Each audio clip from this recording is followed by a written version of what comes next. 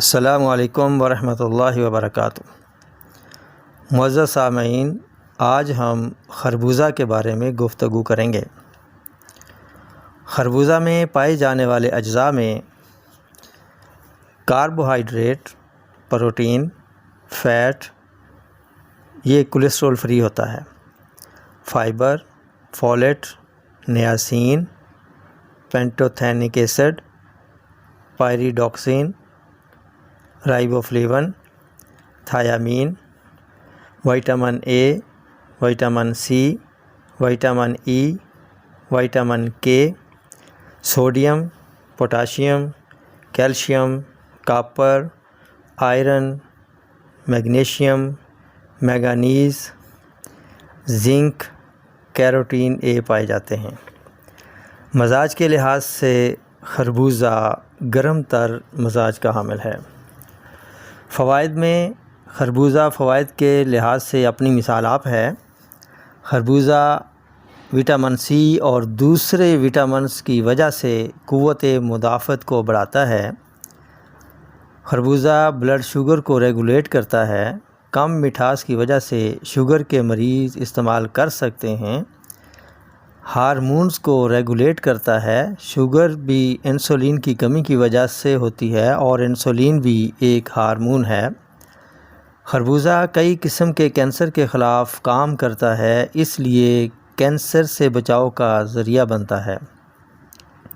خربوزہ میں vitamin A پایا جاتا ہے جو آنکھوں کی صحت کے لیے بہت مفید ہے۔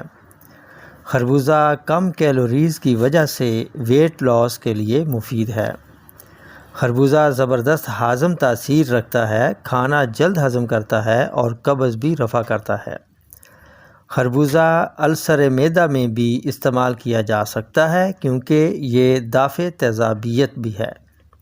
خربوزہ کولیسٹرول فری ہونے کی وجہ سے بلڈ پریشر اور دل کے مریض وہ بھی کھا سکتے ہیں۔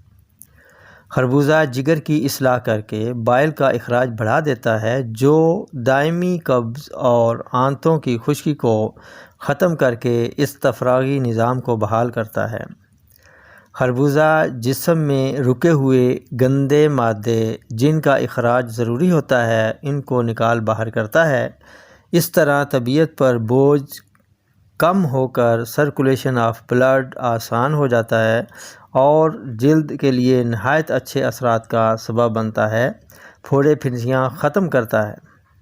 خربوزہ خون صالح پیدا کرنے کا سبب بنتا ہے جس سے دماغی خلیوں کو اپنا کام کرنے میں آسانی پیدا ہو جاتی ہے اور تخیل اچھا ہو جاتا ہے۔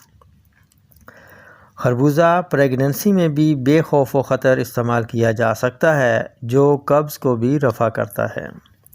خربوزہ گرم تر مزاج کا حامل ہونے کی وجہ سے حیض کی کمی یا حیض کا بند ہو جانا کے لیے بہت مفید ہے کیونکہ یہ ہارمون کو ریگولیٹ کرتا ہے اور درد بھی کم کرتا ہے۔ خربوزہ دانتوں اور ہڈیوں کو مضبوط کرتا ہے کیونکہ اس میں کیلشیم اور آئرن ہوتا ہے۔